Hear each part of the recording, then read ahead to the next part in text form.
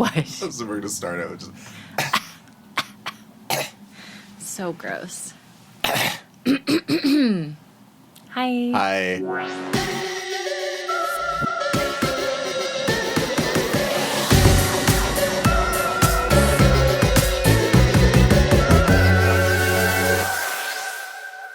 We're back.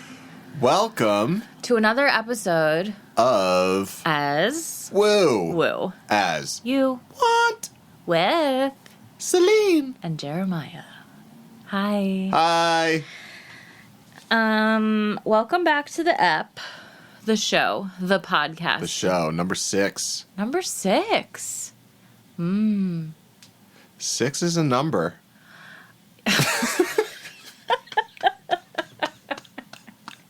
It is a number. It's a number out there. It's a good one, actually. 666. I'm just kidding. I'm sorry. Yeah. I shouldn't bring the devil into this. It's really inappropriate. It's okay. Yeah.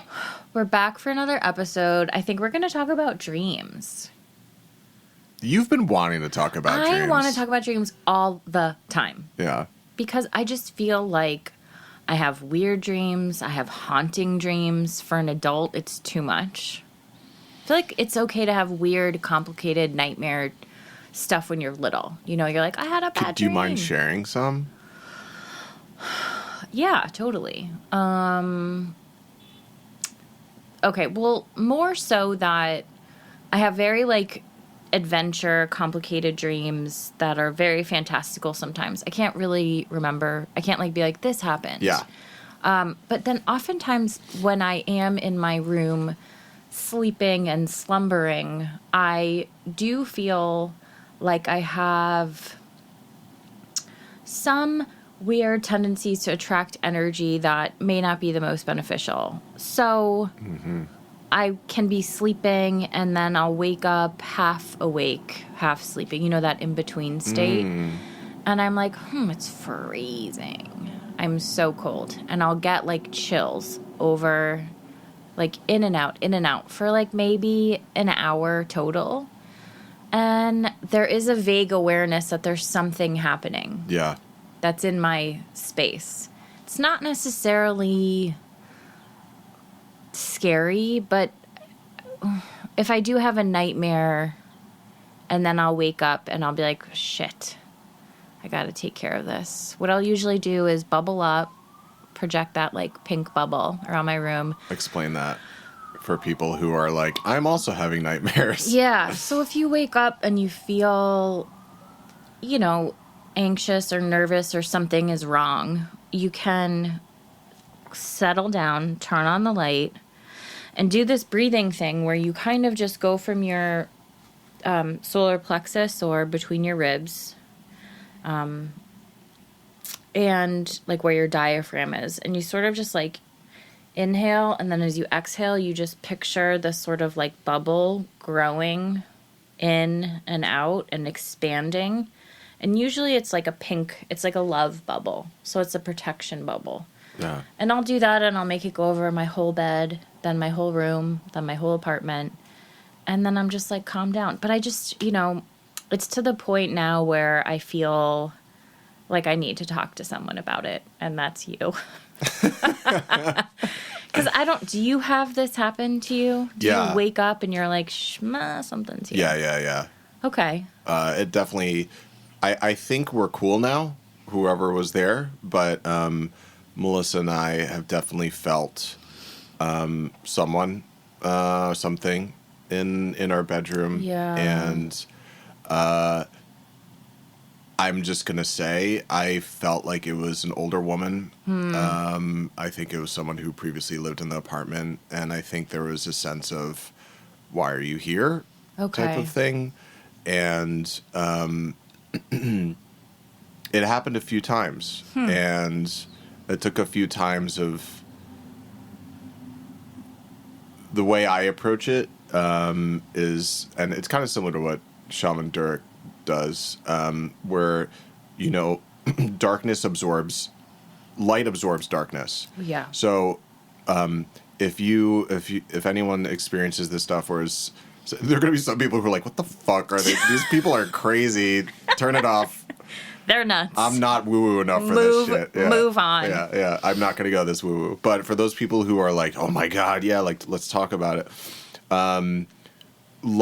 Light dissipates darkness. So if you, and I think this relates to not only dream situations or spirit situations, but also just interpersonal situations. Fire on fire doesn't work. It just creates more fire. Right. If you are able to send love out to whatever that spirit is, what happens is, and you say like, I welcome you, and like, I love you, and like, I understand you, and you need to respect my space. Yeah. And you know, this, you know, Shaman Durek talks about how like spirits can't deny you.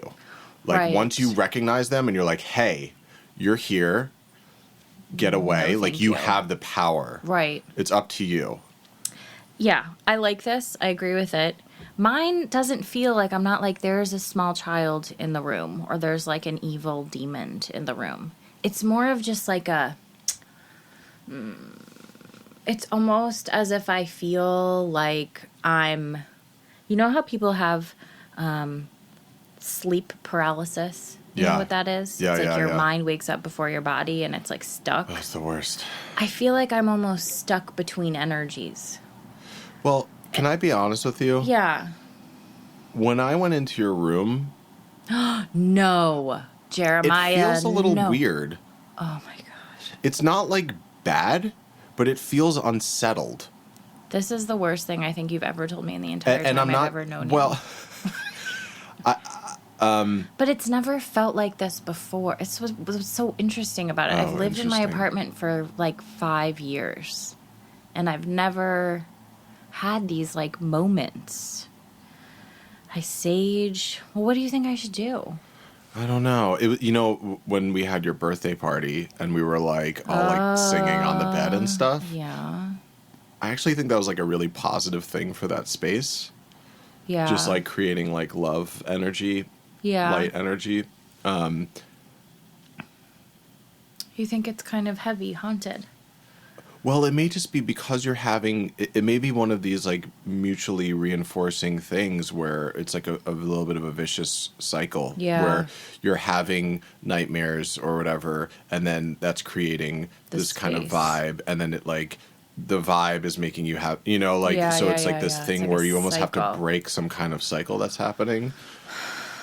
Okay. So we'll just get a Catholic priest and demons will like pour out of the walls. You know, and I do wonder perhaps if it's because of the new people that moved in and the disconnect between our spaces feel more connected, and I hate that. Like I don't. Oh my God. Oh, maybe that's what it is. And That's so I'm totally just what like it is. pissed. Yeah. And I'm creating a bogus. So I guess I have to move. Well, I think I might need to move my room. that was something that I was thinking of. Maybe you move rooms. Yeah. Or you try and find a way of The most recent time that you've been over, you feel like the unsettled energy in that room? I know that you feel it in the acupuncture room.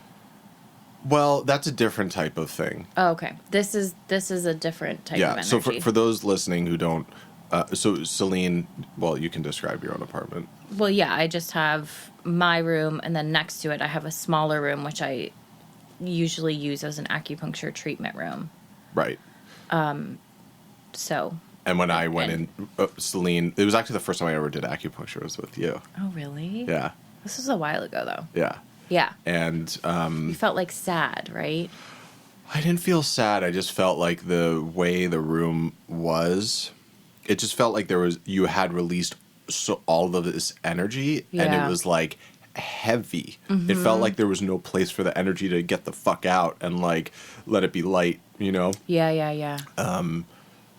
And it wasn't like negative. It was just like a lot of just like, Yeah.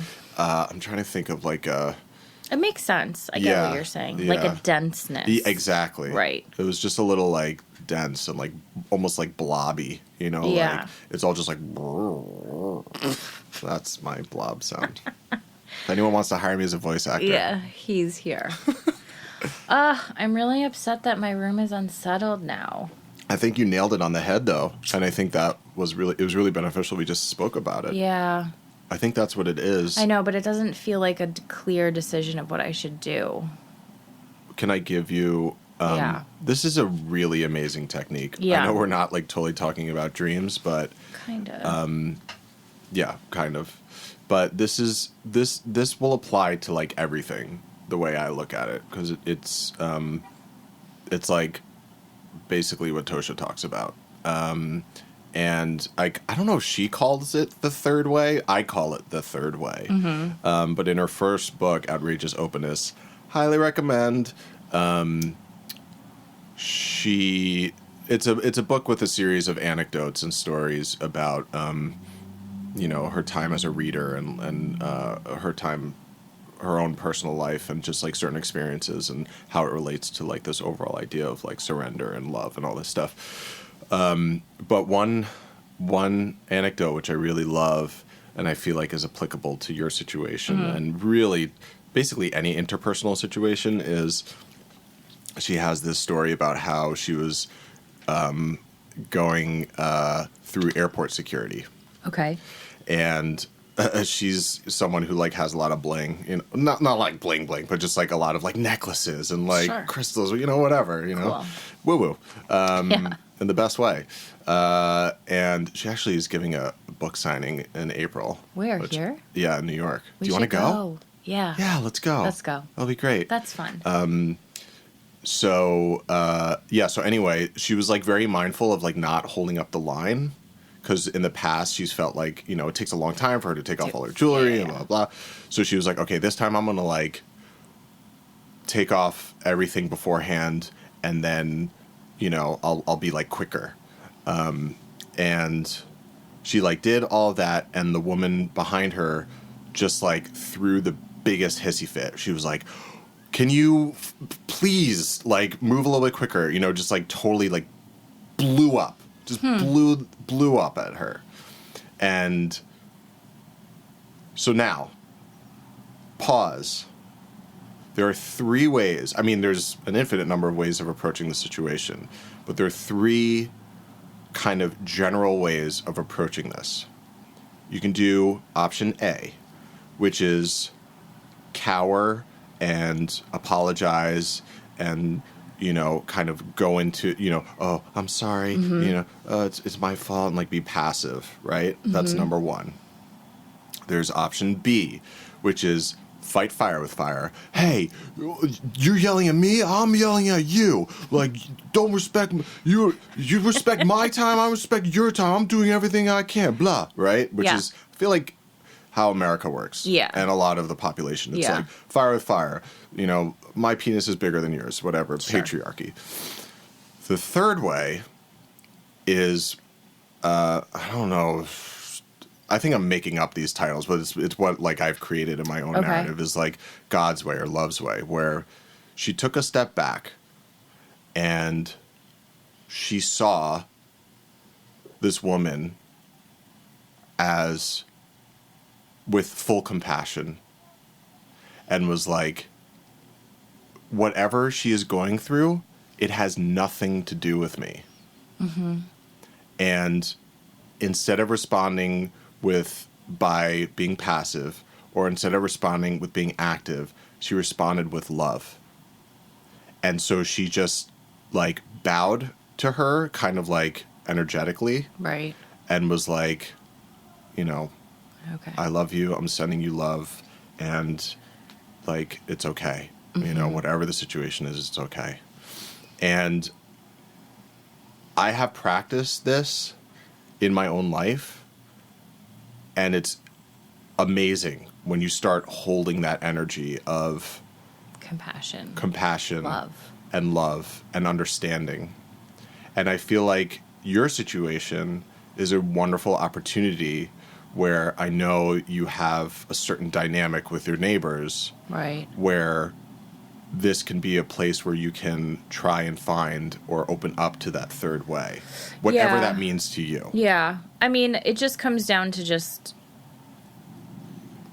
I think, I don't know. So he's like, I don't know if I can do this. I don't know if I can, it's mainly like sound stuff. I mean, I love this.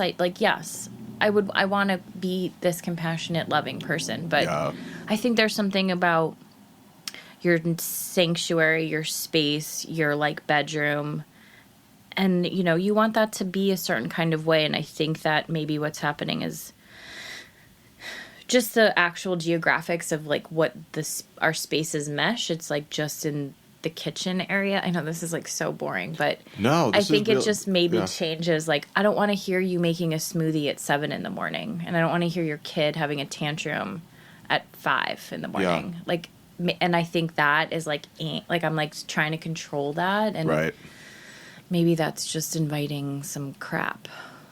Yeah. I don't know how to be compassionate about that. Like, I have a weird thing with sound. No, I know.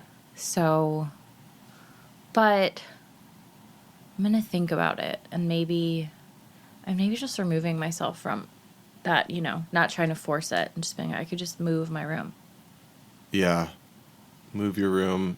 It seems like it's definitely anything that irks you is grist for the mill. That's what Baba Ram Dass talks about. Grist for the mill? Grist for the mill. Oh, I love that expression. Some people may have heard of Ram Dass, but he's still with us, and he has a line about how like anything that's bothering you is grist for the spiritual mill, essentially. Yeah, so I'm just kind of stirring the pot. So whatever you're struggling with, it means that there's something you're working through, and you. I mean, it's control. For me personally, but keep going with what you're saying. Yeah, no, totally. Yeah, I know it's my thing. So that's what you need to work through. I don't want to. And that's the end of the episode. Bye. No, it's 100% true, and I realize more and more that this is what one of my journeys is about. Control. Yeah, I think so. Yeah. Yeah. I think it's like astrological in my chart, and it's also just, it's just part of my vibe. That's the thing. Isn't it so interesting how it starts, like you start seeing this is a beautiful relationship to our last podcast, just about the curriculum, right? We're talking about like Prarabdha Karma, and like this is your curriculum, and it's so interesting when you start to really tap into this stuff, and you start to be able to like cross-reference modalities where you're like, astrologically, I'm a triple freaking Capricorn, and so I'm dealing with all this stuff. Like, I see the same thing with me. Like, I'm double Gemini, quadruple Libra. I realized. Oh my God. I looked at confused. Well, I balance everything. Yeah. I balance everything. And I'm also like all over the place, right. My mind is like all over the place. And then I also have the Libra. Like when Tosha read my natal chart, she was like, did I tell you this? No. So if everyone flashback to episode 1 when I gave that like weird ass bio, and I was like flying off the handle. When that first time when Tosha read my chart, I almost like imagine her cracking up. I think she did laugh. She was like, your chart is like, if I was teaching a class on astrology, I would use your chart as the perfect example of someone who overthinks. Really? Right. But you being surprised is such an honor. Really? Because I've worked so hard. Yeah, that is not something I think. I'm not like, oh, Jeremiah, what an overthinker. You have no idea how much you've worked on it. And that's a big part of that is meditation. Yeah. Calm my mind so much. Yeah. And so like that I know is a lesson I would not, so it's that astrology. Right. Forced me into learning meditation. And it's the same Yeah. with like everything that I do. Like music is a huge part where like I'll overthink it. And it's like music is all about like feel and flow, you know? And it's like my chart is like the opposite. Well, and you know what's interesting too is back to the last episode where I'm, exploring this esoteric acupuncture. And we talked a lot about kind of being the creator of your circumstances, like saying yes to your life circumstances.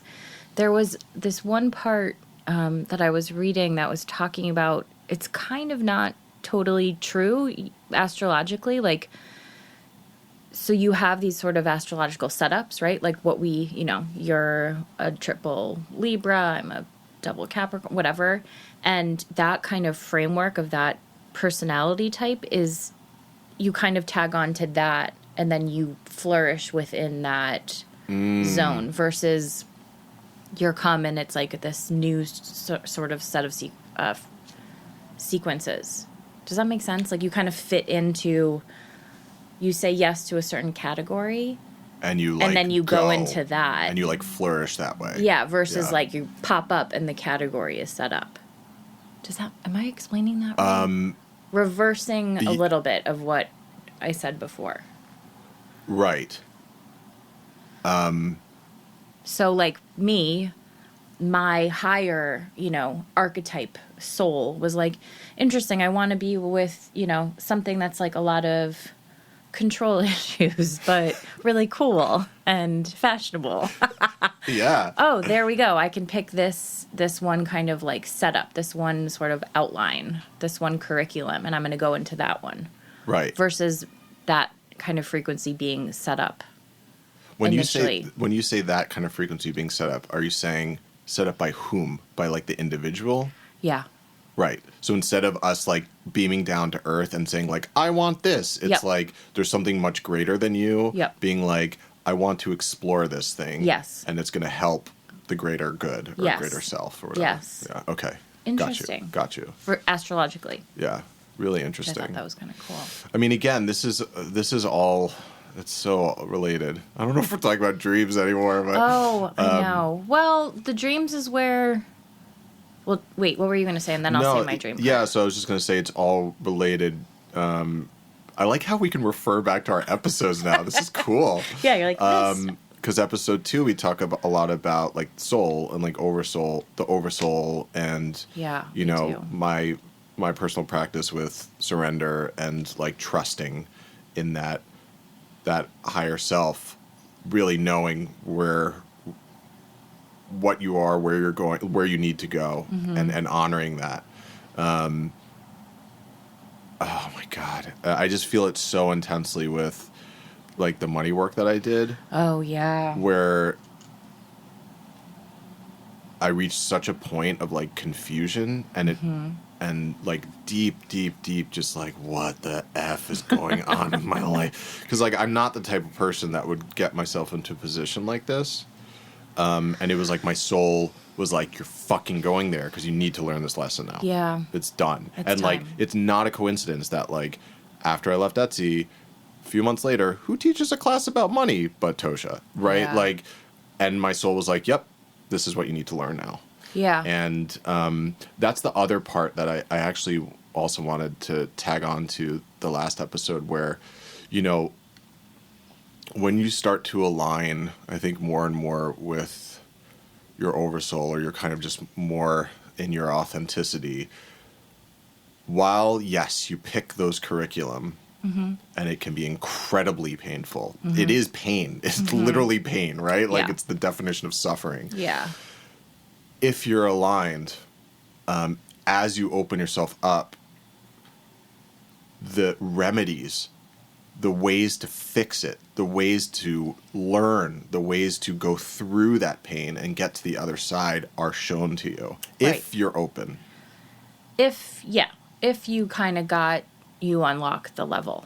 It's almost like a video game. Totally. Otherwise, what do? You play the level again. Exactly. Yeah. And, it's sort of, so you can incorporate this into dreams, I think, because while we sleep, in our deep sleep, we kind of connect with our astral and higher planes to kind of like convene and do downloads, right? And so, but we don't remember that in this plane because our little pea brains probably would get overwhelmed and be like, what? What do you mean? No, I can't figure that out. Yeah. So I think, like, there was a while where I was really interested in astral projection, which is basically, you know, getting into the astral self and to see what was going on. I could never do it, but maybe if I tried harder now. And also dream journaling, I think, is really interesting. Yeah. Because things that you dream about and then you write them down and then you revisit it sometimes click and like you're like, oh, that's what that meant. Right. And here I am. So it's sort of like foreshadowing of what could happen if you kind of tap into that other reality, which is actually just as valid as the waking one. But we don't say that. Yeah. Oh, so much good material. Crazy. Yeah. Yeah. No, it's so true. Yeah. And oh man, like Seth has so many revelatory things about this. I like know. everything you said, I was like, oh my God, I could say so many things right now. Like we accept this reality as the real one. Right. And the dream reality as is fake. Fake or just, you know, or like we're just making shit up, right. making random associations.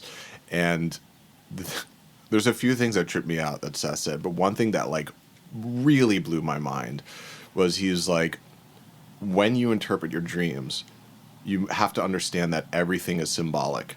So when whatever material thing you dream, whether it's like a place, like a house or if you're riding something or if, you know, you're eating something, whatever it is, that's symbolic of a deeper emotional truth or, you know, spiritual truth. Here's where things get funky. Okay. Reality is the same way. So literally, like, who you live with, where you live, what you do, everything in your real waking life is as symbolic as your dream life. I mean, that's sort of like Feng Shui, right? If you think about that, that's the energetics of how space is created, where things are placed in a room. Meaning, you know, if you walk into a room and it's based on like north, south, east, west, and each kind of like corner is a different corner that represents like wealth, health, family, vitality, etc., etc. And so Feng Shui is based on the idea of creating your space in the most optimal way that benefits the energetics of the geography of where you are. And so that's kind of a, synchronicity with that. Yeah. And like changing your physical environs. Well, it's almost like obvious now, but like I think for some people, they don't realize it. But like, I mean, Marie Kondo, you know, talks about this. Or me moving my room. Yeah, Tosha talks about this too, where it's like, especially with like abundance, in order for you to literally get more physical things, if you are like choking on like trash in your house, if you just have like mounds of shit that you don't use, it's dead energy. Yeah. And you need to clear that out in order for the new to come. Yeah. I listened to this podcast called Being Boss. Which is cool. And it's just two women entrepreneurs. I don't remember their names, but Being Boss is a podcast. It's amazing. And they just bring on different people, and they have this one kind of life coach, James Pearson. That's probably wrong. That Maybe sounds it's really right. familiar. Yeah. And he talks about how in order to like manifest and attract different stuff, even if it's in a business stuff, you have to actually make the space for it to arrive. So even creating like a kind of a vision board, and you just have empty circles on like the new clients you want to attract or whatever, because you have to make space for them to come into your life energetically. Crazy. So if you make a vision board that's stuffed with stuff, it's not gonna like. Well, it could work, but then you also have to have some empty space for the new to come in. Oh, I love it. So that's kind of a cool idea. That's so cool. Yeah. I should also just say, I'm sure almost everyone listening to this knows Marie Kondo, but if you don't, Oh, yeah. it's Kondo, Yep. and she has a show on Netflix now. I mean, she's huge, but she That has little book. a book called Tidying? the Art of Tidying Up, Yeah. or something about tidying up. Yeah. And yeah, she took it to a whole other level. Sparking joy. But that's really true, though. That's like being in vibrational harmony with your highest good, right? Like what excites you. Yeah. Yeah. So that's also very concept like related to what we talk about. Yes. Yeah. Oh, man, it's like, it really is like a game, and it gets like fun. You know, there's certain things where like,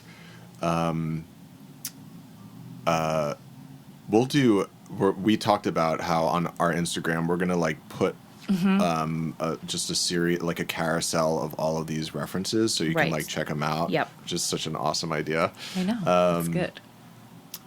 But yeah, Florence Scovel Shinn talks about this too, where it's like, I think it's even in the Bible, you know, it's like you have to, like if you're dealing with like wealth issues or abundance issues or almost anything, sometimes you have to take that first step forward, right? It's not going to just happen. You have to be the one who to take it. The Israelites didn't cross the sea. The waters didn't part before they got in. They got in. Right. They got in deep. Right. And then the waters parted. Right. So it's like, you know, there's certain things where, you know, with your clothing or with self-care, like, I think I'm just like very deep into like the abundance stuff now, because it's resonating with me on a stronger level now, where I think a lot of people, or at least for me, I used to think like self-care was like indulgent and like you know, extraneous and just like superfluous. And now I realize, like, if the self-care is going to make me feel better, you know, if it's going to show love to myself and like by taking care of myself, then I can actually take care of other people. Yeah. Well, it's like you're taking care of your vessel. Right. Yeah. And everyone has different levels of that. Right. And so, you know, that can be a slippery slope, where some people could be like, well, but they're doing this and that's like too much, you know, you can get judgy with that. Yeah. I mean, everybody can be judgmental about stuff. And it's like, do you really need like gold flaked face serum? I don't know. Probably not. But like, if that makes you psyched and you're like a nice person with like great intentions and like that, you know, who's to say? Yeah. So it's like those little things where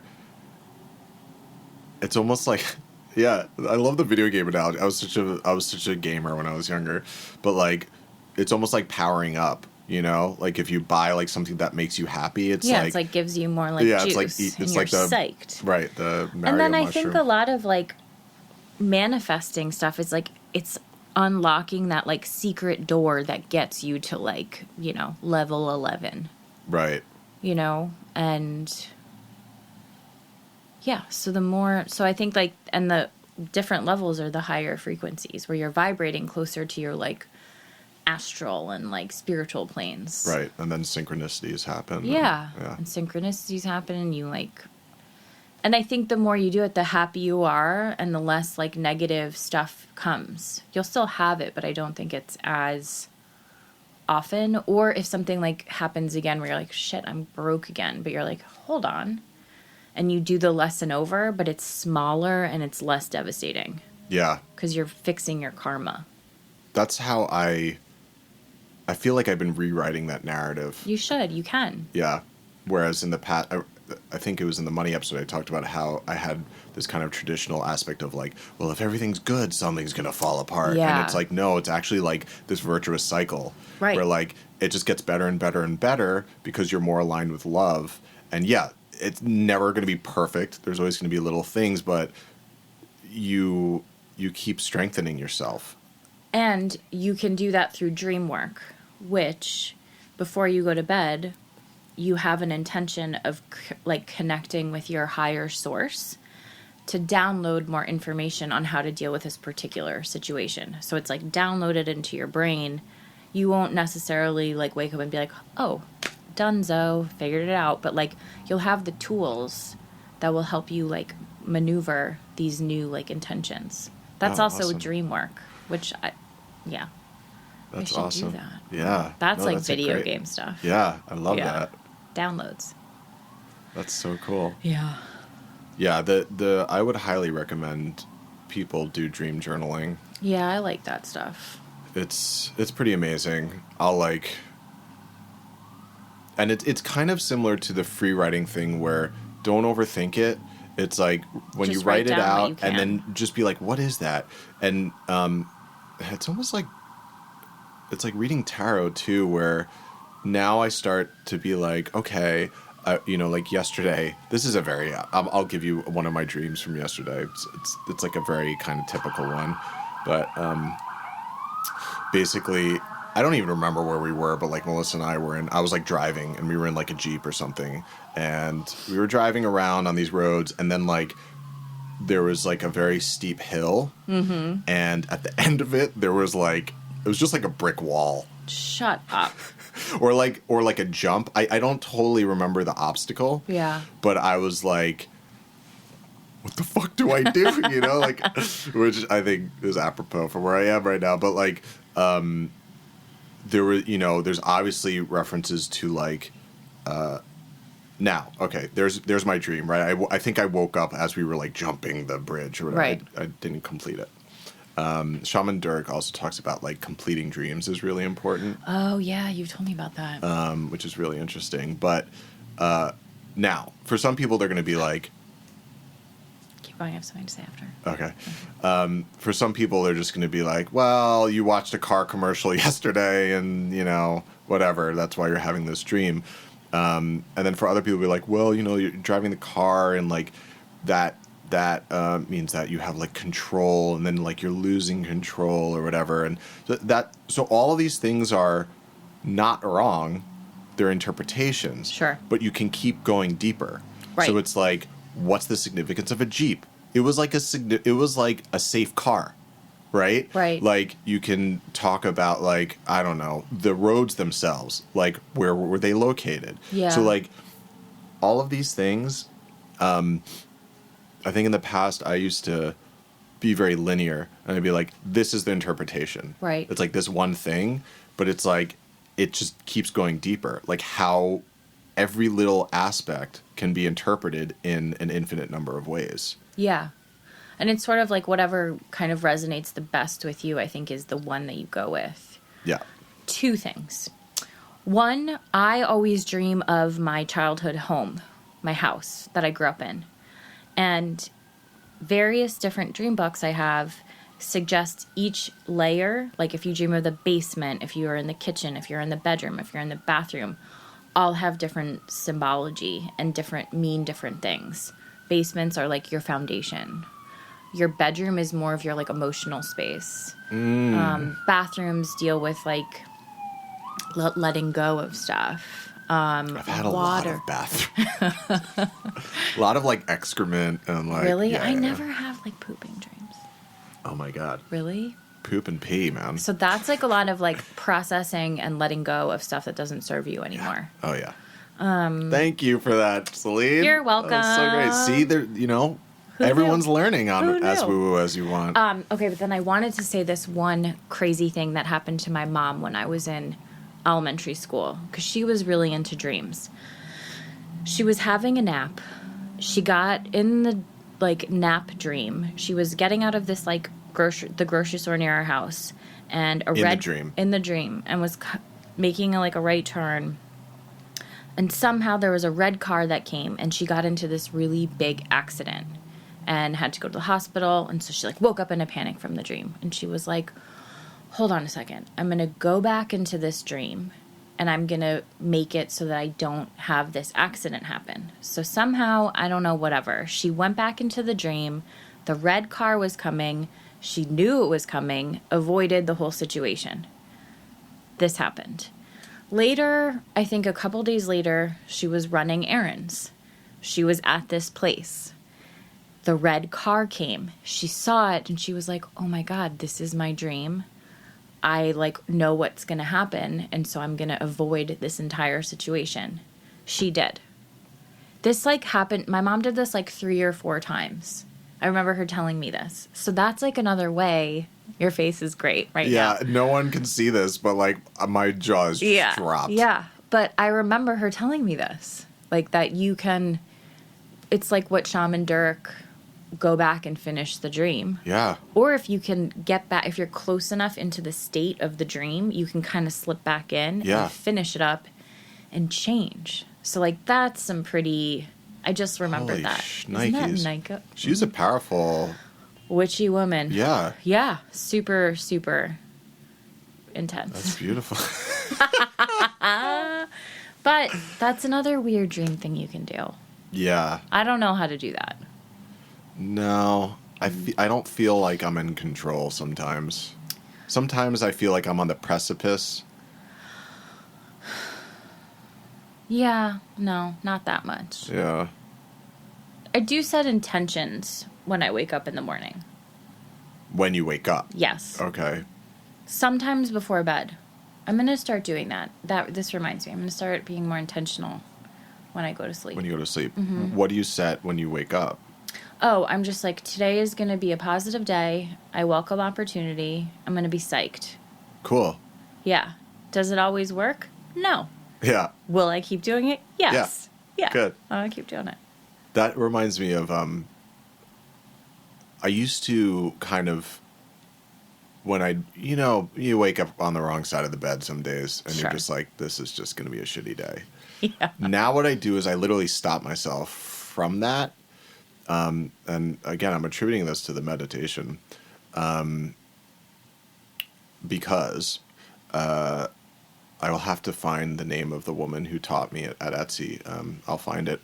But one thing that she said, which I just absolutely loved, and it wasn't from her, it was from someone else, but she said, when you meditate, a lot of people, they kind of pop in and out of being present, which is very, very common.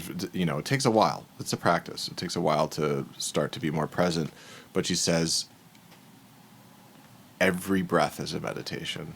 And so relating back to this thing about, having a crappy day or even intending about the day, you don't even have to conceptualize it as a day.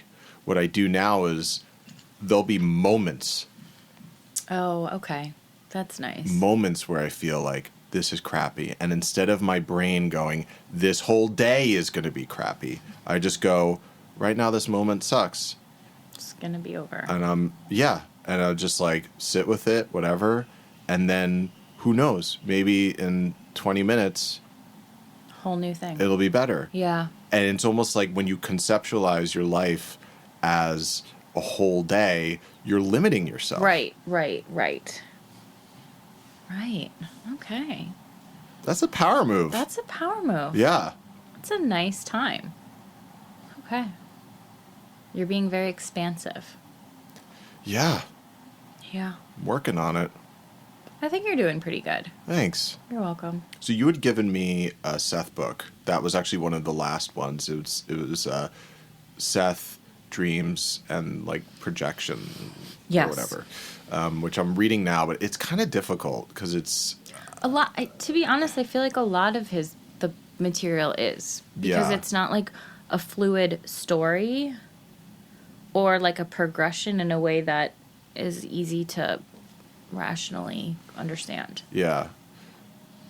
It's almost like you could open it at any chapter, and just read that. It's so funny you just said that. Why? Because basically, like, after that book, I didn't even get through it. Yeah. But I knew I needed, I don't know. My soul was like, yep, Seth, read it. Yeah. And I was like, I'm just going to get the first book, which I actually found out it's not the first book. I think it's the third in the series, but it's the Eternal Validity of the Soul. And I hadn't even read the book yet. Actually, Melissa had bought it for her mom because her mom's into like woo-woo stuff too. And we were in Austin where where she grew up at her parents' house. and we were doing, this is all like extraneous, but we were doing a photo shoot for some socks because Melissa's cousin's wife owns this like a sock company, and so we were like modeling for them. Anyway, not important. So they were like, okay, just look. We were on the back patio, so they were like, just look, normal, just like you're hanging out. It's like a Sunday afternoon, whatever. And so the Seth book was on the table, and Melissa was like pretending to drink coffee, and I was like, I'm just gonna start reading this book. I'll look normal, right? I was like, I'm curious. I open up the book, wherever, I don't know literally what you're saying, and I read like this passage that was just, I mean, that whole book just completely explode. Like, I can't even describe the explosion in my brain, myself, my consciousness. It was this one passage, and this all relates back to what you were talking about, how like, oh, you're like expansive, or whatever. Where basically Seth is talking about Jesus. Okay. And he says it's all about linearity. And he says traditionally humans think of ascension as you're down here and you're going up here, right? And he goes, that's a completely third dimensional linear way. That's where I get that from. Linear way of looking at spiritual progress. Okay. He says Jesus wasn't like down here and then like went up there. What Jesus was a point and expanded out in every single direction infinitely. So it's like when people think of spiritual progress, it's a very three-dimensional way of looking at it, right. Where you're like, I am going up. I am getting better. I'm at level 11. Right. It's because we live in a time. Right, exactly. It's based on time. Right. Instead of thinking of it that way, and I think this helped me a lot in terms of looking at other people, because I stopped kind of looking at things as hierarchies. Okay. And I realized that people are just expanding out in an infinite number of ways. Right. Huh. And I'm going to say one more thing about that. Okay. Which is, it relates very beautifully to a book by Brian Weiss called Many Lives, Many Masters. Mm-hmm. Huge book. Huge book. Amazing book. Yeah. And for those who don't know, Brian Weiss he's still alive, a psychologist who did some hypnotherapy on this woman who was able to get in touch with her oversoul and other aspects, other past lives. And during her hypnotic state, she would basically channel other past lives or like other like greater souls. And at one point, one of the souls talks about how a human being, or maybe a soul is probably a better term, is a infinitely multifaceted diamond. And that in each lifetime, you're rubbing away and polishing one aspect of that diamond. Yeah. And so I think of those things related, like the concept of Jesus as like, or any human, any soul, as expanding outward in every direction. And we're all different. So we're all expanding in certain areas at certain times and in certain ways. So no one's higher, lower, better, worse. It's just we're all expanding. Yeah. All the time. Like little bubbles. I didn't read this article, but there was something on the Times about how like the universe is starting to expand at like a faster rate, and scientists like don't know why. Really? It's probably us. Yeah. That's why I said it. Just kidding. I love that. I mean, there's something comforting. See, for me, all these ideas are very comforting to me. You know, like it's very, we're not just, I think the linear thing is a nice thing to get away from. But it is hard because that's how we also see ourselves. Like we age. And like but it's like all little fragments of a bigger whole, right? Because all time is simultaneous. It's really the time thing that I think holds us back. If we could get rid of that. I think we're getting there. I don't know. I mean, Einstein did a good job. He did. I guess. But, you know, if you can understand or just toy with the idea of all time is simultaneous, then I think the expanding in all directions is very easy to grasp, because that, you know, it's like when you look in, you know, those mirrors that you can sometimes see in restaurants or in hotels where you look into it and then there's like 20 of you all at that one time. I think that's kind of what is more accurate to the nature of our reality. And each one of those like Celines is living a parallel but very different life. And I'm all old and baby and dead at the same time. Yeah. And Seth talks about that too. I mean, you know, like we were saying in the last episode, like all these books mutually reinforce each other. Yogananda talks about it too. Like a lot of spirituals talk about it too. They all say like, why are you sad? Why are you mourning? Like there's no death. Yeah. Well, but there is, in the sense of like in that one particular time frame, that person isn't there, you know, like. Right. But I think it can change your sadness on stuff, you know, or your mourning.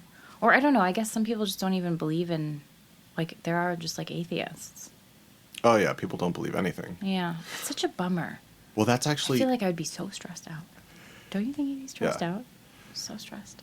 During our break, you said something really beautiful. I did? About, you're like, I said something. I think I did. Just the whole idea about, like, everything's true. Oh, yeah. I think that is totally accurate. Because how could it be any other way? Oh my God, it's so good. Right? Yep. It's, you know, so if you want, whatever belief system you want to hold, you're entitled to that, I think. For sure. Right. But then I guess it gets slippery if you're going to be kind of a dick about everybody else's beliefs. Exactly. But that kind of closes you off. Yeah. Like there's an intrinsic limitation. Good words. And so the more expanded you are and the more open and loving you are. Yeah. But I do think it's interesting, though, that, like, and then we say all these, like, you know, all the material and all the books that we've, like, referenced all kind of share the same concepts. Mm-hmm. So I wonder, you know, it's more like universal than dogmatic, right? Oh, yeah. Steer clear of dogma. Get out of there. That's what... You know how I had said, I think it was the first episode where I was like, we're going to talk a lot about ironies and, like, paradoxes. Yeah. I mean, you just said it, right? Everything's true. I was like, fuck yeah. And that's right. Right? Yeah. Which is, like, paradoxical. Doesn't make sense. I mean, we're such fucking philosophy kids. I still can't get over the fact that you're a philosophy student. Why? Can't you tell? I mean... No, not really. I know. Yes and no. I know. Yes and no. I know. The more that I just feel like I'm waking up and being more in touch with myself, I'm like, what the hell is this thing that you're doing in the world? I feel more like self-aware and trusting of who I am, but also totally unknown of who I am. Yeah. Paradox. Yeah, it's kind of a cool feeling. Or I'm also okay understanding more of the, like, shitty parts of myself. Mm-hmm. Well, you become a witness. Yeah.